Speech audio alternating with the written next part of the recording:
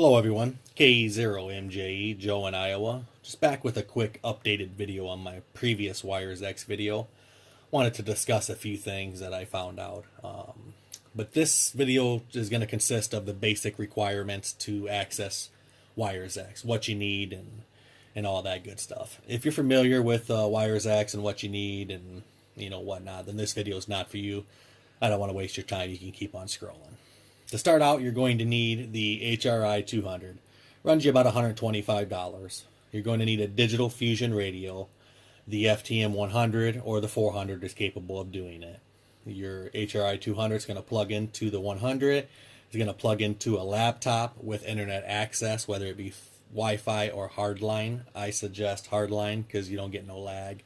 It's just my personal preference. Wi-Fi does work though, so don't be afraid to use Wi-Fi. And then you're going to need a second digital fusion radio to get into it, whether it be a mobile, like the 3200 or another 100. But the FT1 is capable, the FT2 and the FT70 are all capable of accessing that. Once you get it all set up, you're going to want to listen on the frequency that you plan to operate it on, just to make sure there's not a couple local guys that have been talking maybe simplex on it for a long time, and then here you slap on the Wires X thing, and if they don't have a digital fusion radio, all they're going to hear is hash, and just rather be polite to our fellow operators. So I always listen for a few days. If I don't hear nobody, then I know I'm good to go. But that's basically the quick rundown of what you need and require. You do need 2 digital fusion radios and internet access in order to operate it. The software that comes with it is pretty incredible. You got a little chat box. It shows all the nodes that are connected, all the rooms that are available. It's pretty neat.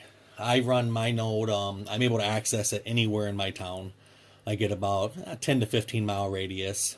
I got my antenna about 35 foot up, running a Diamond 300. So it's pretty nifty. If you want to set one up in your shack, and then if you had like a 3200, maybe another 100 or a 400 in your car, you'd easily be able to access it. If you're just running a HT in your car, you're obviously the range ain't going to be the best. So, but also what I discussed in the first video that I wanted to address back in May, Yaesu released a video discussing a firmware update that was supposed to be released in July. They wasn't sure, but they were shooting for July. I figured, well, it's December.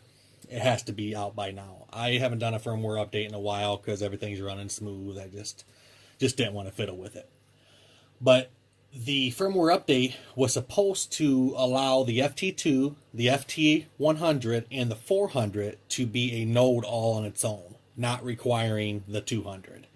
Meaning if you're on vacation or whatnot, you can be at the hotel, hook up your 100 to the laptop, tap into their Wi-Fi, access Wires X. Awesome. Figured, it's December, has to be released by now.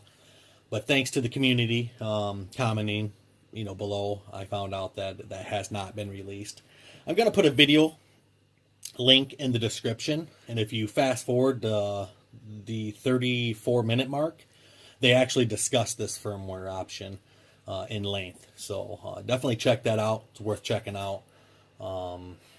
Hopefully it's released soon. I thought it was already out. I figured it'd be, good to go by now. But maybe next year, maybe we'll get lucky and it will be released. Appreciate everybody commenting. It's always nice to hear from other operators. And like I said, if you tips and tricks, comment below.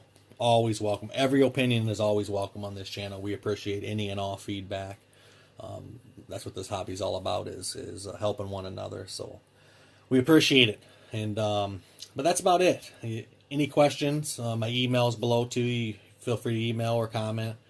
I don't know everything, obviously, but I'll do my best to help out any fellow operator. So I hope everybody has a safe and happy holiday, and we'll say 73. This is K0NJE, Joe in Iowa.